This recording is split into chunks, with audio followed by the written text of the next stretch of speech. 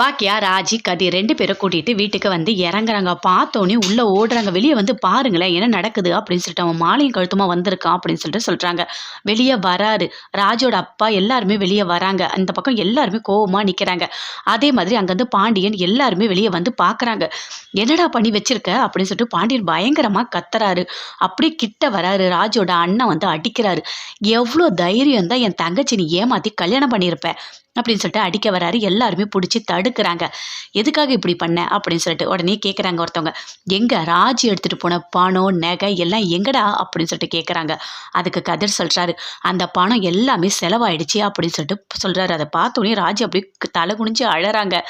அப்படியே பார்க்குறாரு. என்ன உங்க அப்பா கிட்ட எடுத்துட்டு போய் கொடுத்துட்டியா என்ன மொத்த பணமும் நகையும் அப்படின்னு சொல்றாரு. அதை கேட்டோடனே பாண்டியருக்கு பயங்கரமா கோவம் வருது.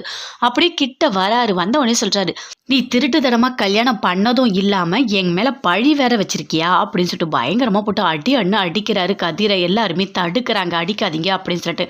அப்ப பாக்கியா சொல்றாங்க, இங்க பாருங்க இவங்க 2 பேரும் ஒவ்வொருத்தர விரும்புறாங்க. விரும்புறதுனால தான் நான் கல்யாணம் பண்ணி வச்சேன் அப்படின்னு பாக்கியா சொல்றாங்க. அதை கேட்டோடனே கோபி பயங்கரமா ஷாக் ஆகுறாரு. ராதிகாவும் அப்படியே பார்க்குறாங்க. என்னது பாக்கியா கல்யாணம் பண்ணி வச்சாங்களா அப்படின்னு சொல்லிட்டு. ஆமாங்க இவங்க 2 பேருக்கும் நான் தான் கல்யாணம் பண்ணி வச்சேன் அப்படின்னு சொல்கிறாங்க. அங்கே இருக்க எல்லாருக்குமே பயங்கரமாக கோவம் வருது. எதுக்காக இப்படி பண்ணீங்க அப்படின்னு சொல்லிட்டு கேட்குறாங்க.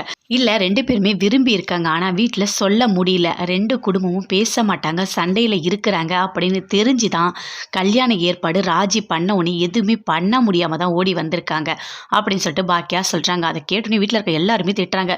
உனக்கு எவ்வளோ தைரியம் இருந்தால் நீ இப்படி பண்ணியிருப்ப அப்படின்னு சொல்லிட்டு எல்லாருமே திட்டுறாங்க. பாண்டியன் கத்துறாரு. ஏண்டா அதுக்கா உன்னை வளர்த்தேன், அதுவும் அப்பா இருக்கிறன்ற எண்ணமே உனக்கு இல்லையாடா, குடும்பத்தை பற்றி யோசிக்கவே மாட்டியா நீ, உன் இஷ்டத்துக்கு பண்ணுவியா அப்படின்னு சொல்லிட்டு பயங்கரமாக திட்டுறாரு பாண்டியன்.